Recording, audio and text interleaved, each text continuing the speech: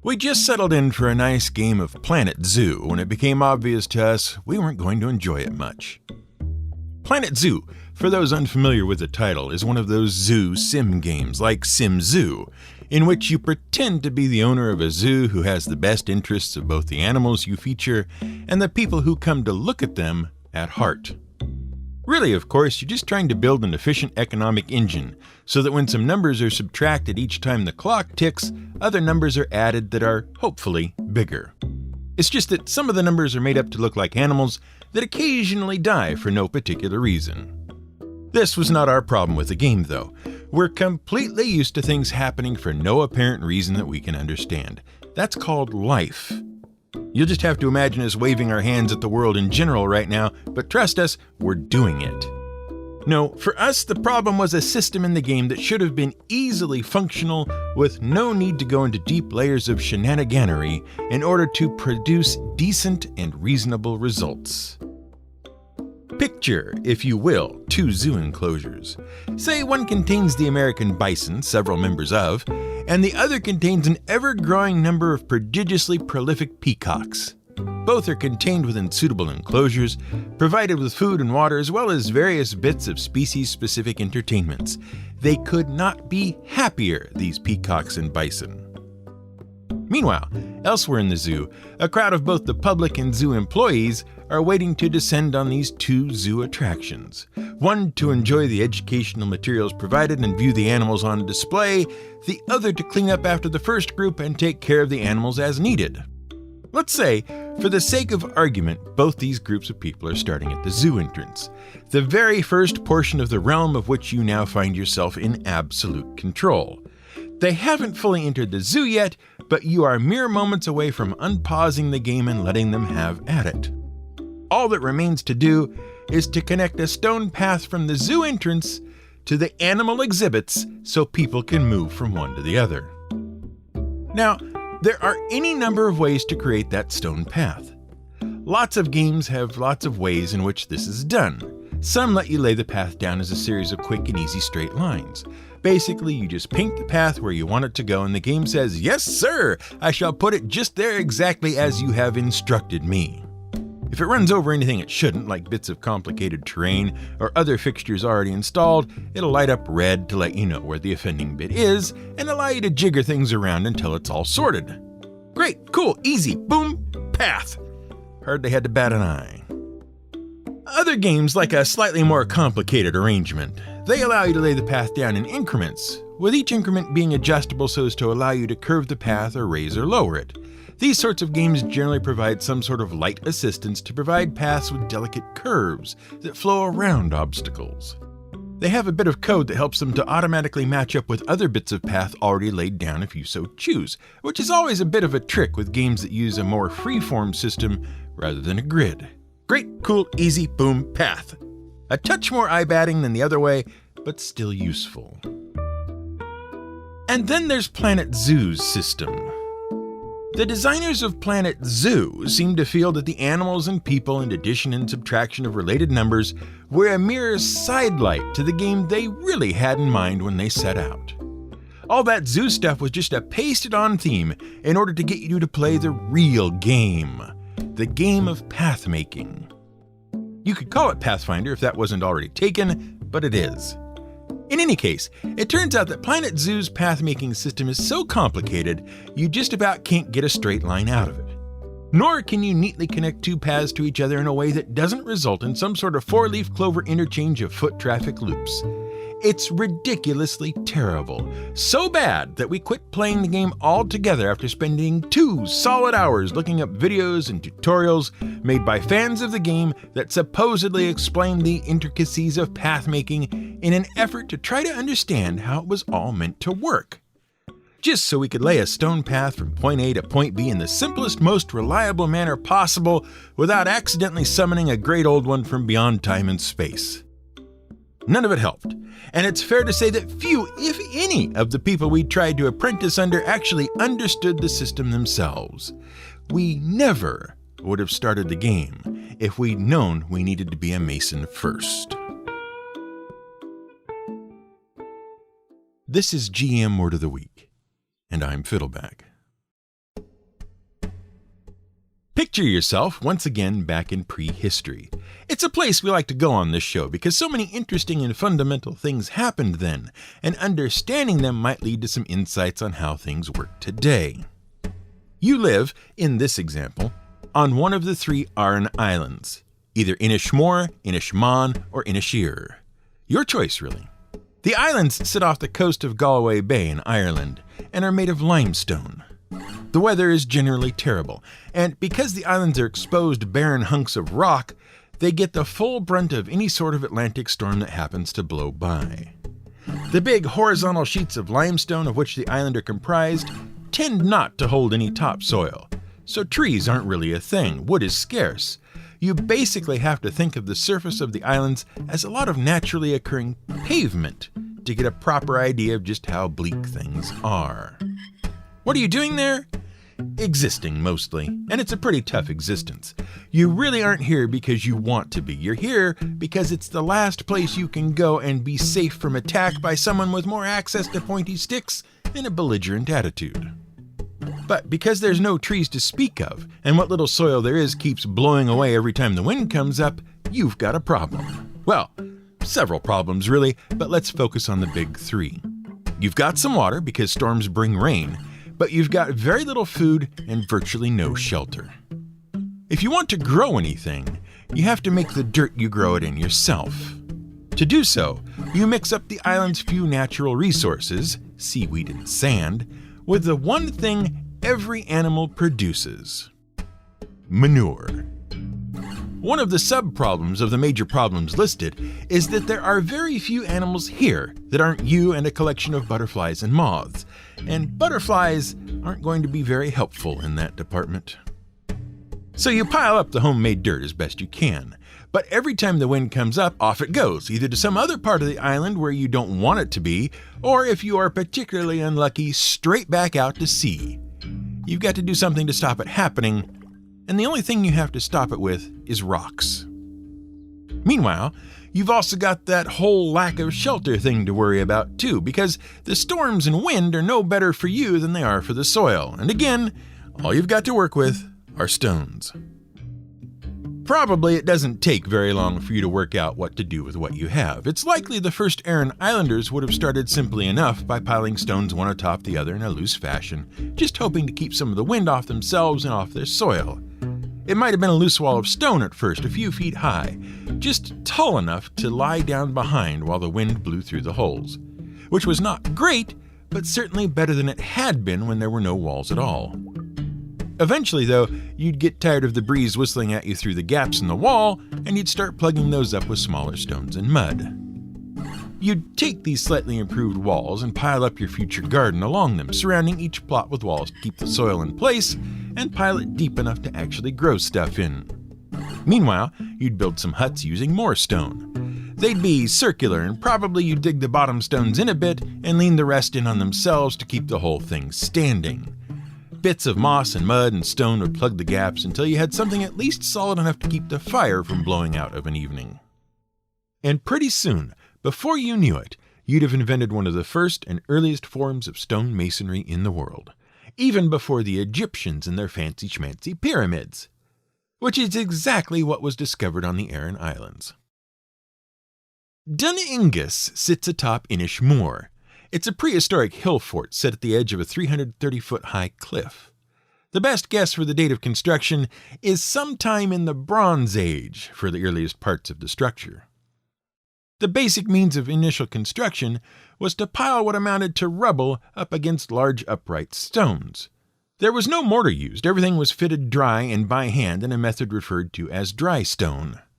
The early islanders made 4 concentric walls this way, and later additions included a triple-wall defense system on the western side of the fort, which includes a densely packed area of semi-upright stones intended to act as a physically impassable barrier for any mounted riders that might happen by. Some of the still existing stonework is 12 to 13 feet wide, which is a heck of a lot of stone when you stop to think about it. But when stone is all you have on an island made of stones, it's not that hard to come by. In all, they used enough stone to encompass an area equivalent to 14 acres, and there are 4 more forts like it on the islands. Incidentally, While you're visiting the islands, tourism now being their main source of income, maybe stop by Temple Brecon, a church constructed of the same dry stone technique during the 8th to 13th centuries. Yes, all of them. Of course, we do have to deal with the Egyptians and their fancy-schmancy pyramids, because everyone is quite impressed with those pyramids and makes such a big deal about them. And if you want to talk about stonemasons, they're pretty much the go-to example. Except, let's take a quick pop quiz, just to make sure we're all on the right page. For fairness' sake, we're going to exclude all modern pyramids, say anything made after 1901. And no fair looking things up before you answer, just do it off the top of your head. Ready? Question 1. What is the oldest known pyramid? Got your answer? Good. Was it the Djoser Step Pyramid in the Saqqara Necropolis in Egypt? That's a good answer. An even better answer, and the correct one though, would be no one knows for sure. Not since the settlement of Caral was discovered in the Sup Valley of Peru. That's right, Peru. Inhabited between the 26th and 20th centuries BCE, it is the oldest known urban site in all the Americas. They think. There are some other contenders around Peru, but Caral seems to have the strongest claim. It has about 20 pyramids that were built as early as 2700 BCE, while Imhotep, Pharaoh Djoser's counselor, ordered his pyramid built starting in about 2630 BCE. As these things are reckoned, that's too close to call. Next question. Which pyramid is the world's newest? And remember, we're not including anything post-1900. If you said the pyramids of Guimar, give yourself a point. Built in the 19th century, the pyramids of Guimar are dry stone pyramids made by piling up lava stone pulled from fields in and around Tenerife on the Canary Islands of Spain. They caused quite the stir in the 1990s thanks to global adventurer Thor Heyerdahl, who had long thought there was a link between Egypt and Central America, with Tenerife being a stopping-off spot on the way between the two. As it turns out, the most likely explanation for these step pyramids is that locals plowing their fields over the years would pile up any stones they turned up until they had 6 pyramids worth of loose rocks. These pyramids were dated based on several clues found while excavating around them, not the least of which was an official seal from 1848. Okay, one more question. What pyramid is the biggest? We're going to guess a bunch of you spotted this as particularly easy and immediately provided the right answer. The Great Pyramid of Cholula. No, see, the Great Pyramid of Giza is merely the tallest of the old school pyramids at 481 feet. Now granted, Cholula is a mere 216 feet tall, but where it really scores over Giza is in its sheer area and volume. Cholula's base is 1,480 feet to a side, giving it a total interior volume of 91,227,000 and change cubic feet, the largest of any known pyramid in the world. The total construction time of it and the complex in which it sits is at least 1,000 years. It's made of 6 superimposed constructions, one for each ethnic group that at one point owned it. Its base covers 3 times more area than that of Giza. And with that out of the way, let's get on to the important stuff. Of course, the only thing anyone really cares about when discussing pyramids is how they were built. Now, before any of you begin jumping up and down and forwarding us memes of that fuzzy-headed guy from the increasingly inaccurately named History Channel, let us just say, don't. It wasn't aliens. It just wasn't. Mostly they were built by sheer brute force. Throw enough people at anything, and you can even build pyramids. Sure, at the time the Egyptian pyramids were built, they didn't have the wheel and pulley. But they had levers and inclined planes and wedges, and that is, by all accounts, sufficient if you have enough people with which to work them. And the Egyptians did.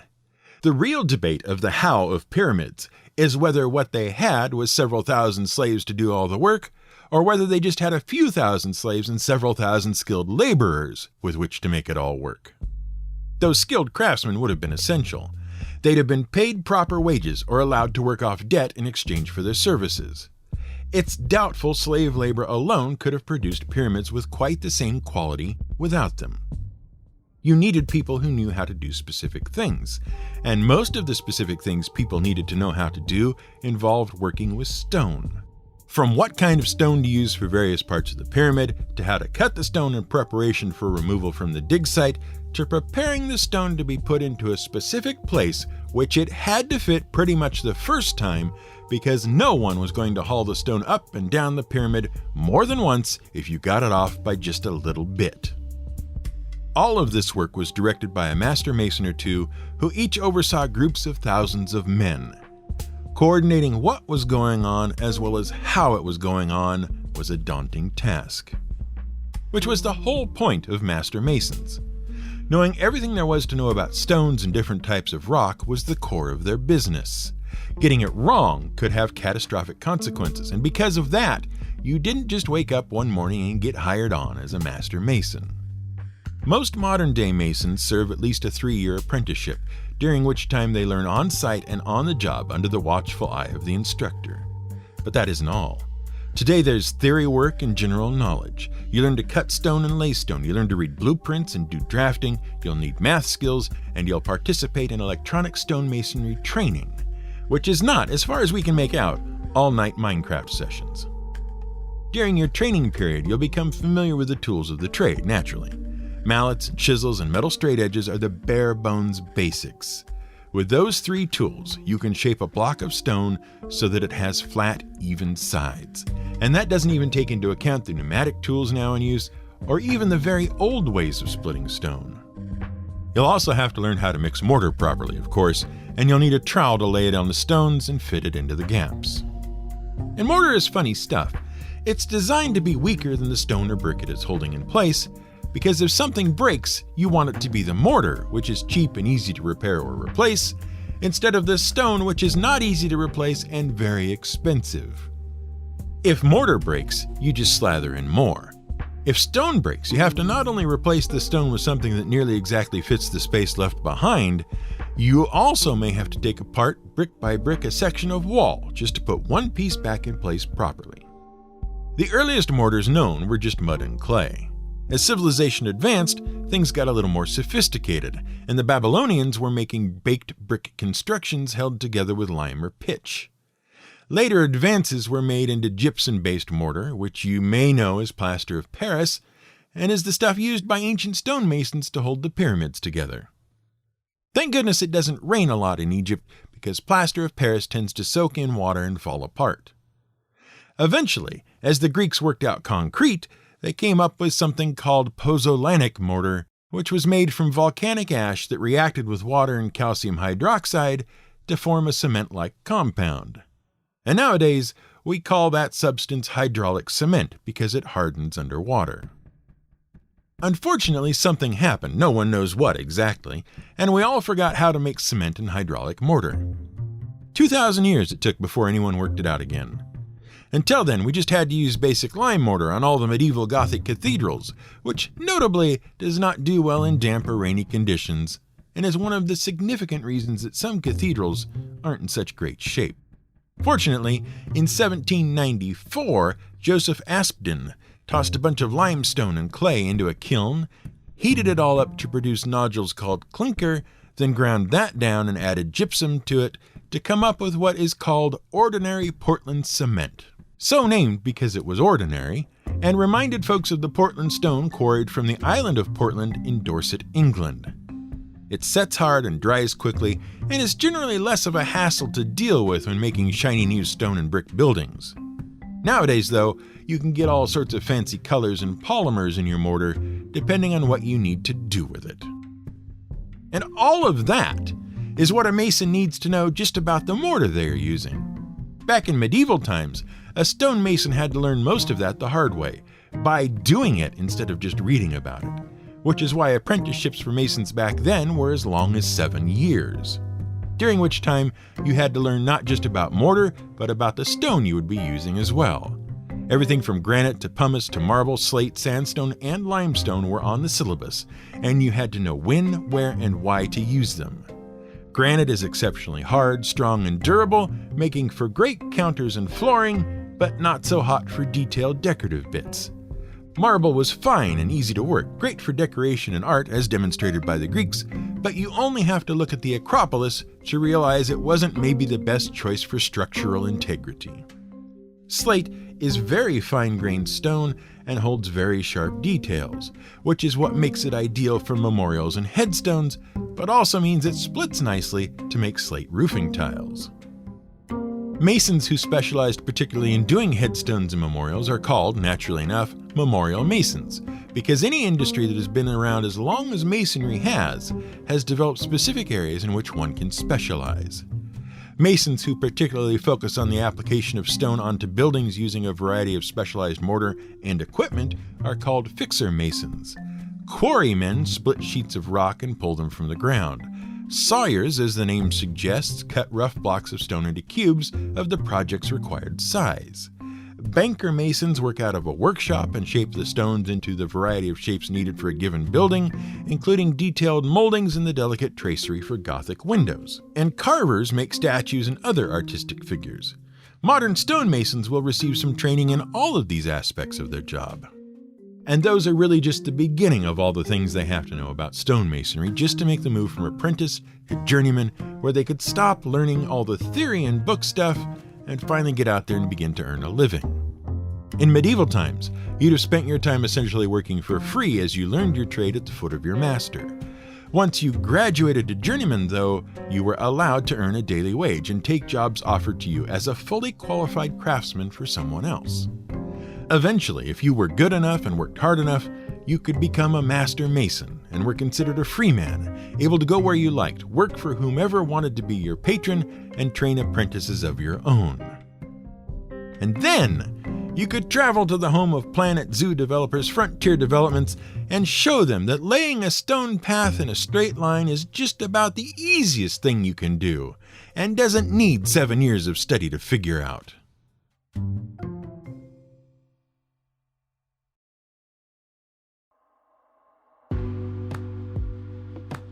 You've been listening to GM Word of the Week, and we're glad you did. We really were genuinely annoyed with the path laying in Planet Zoo, but at least now we've got it out of our system, and you got an episode out of it. Cool, huh? That's how this has worked about half the time over the years. We get annoyed about something, go looking for a solution, and find something interesting to talk about and share with you. It seems to work, so we'll probably keep at it that way for the foreseeable future. This week's shout out goes to bmiller75, who left a lovely Canadian Apple Podcast review. We sometimes, all the time, forget to check other countries' review pages because Apple doesn't make it easy. We're going to put more effort into remembering that, and good old B. Miller here is the first step in that direction. Thanks for the review. And thanks to all our Canadian listeners for listening. Some of our favorite TV shows of old came from Canada, and certainly a lot of our current favorite music. You're doing something right up there. If you'd like to help support the show, you can do so by following the little yellow banner at the top of the show's website at gmwordoftheweek.com. Supporters on Patreon get some nice little additional bonuses for their support.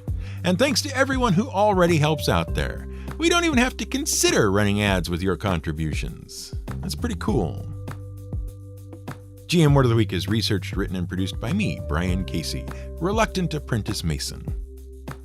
Music for this week's show came from our friends at Blue Dot Sessions. The wisdom of the journeyman is to work one day at a time, and he always said that any job, even if it took years, was made up out of a day's work. Nothing more, nothing less.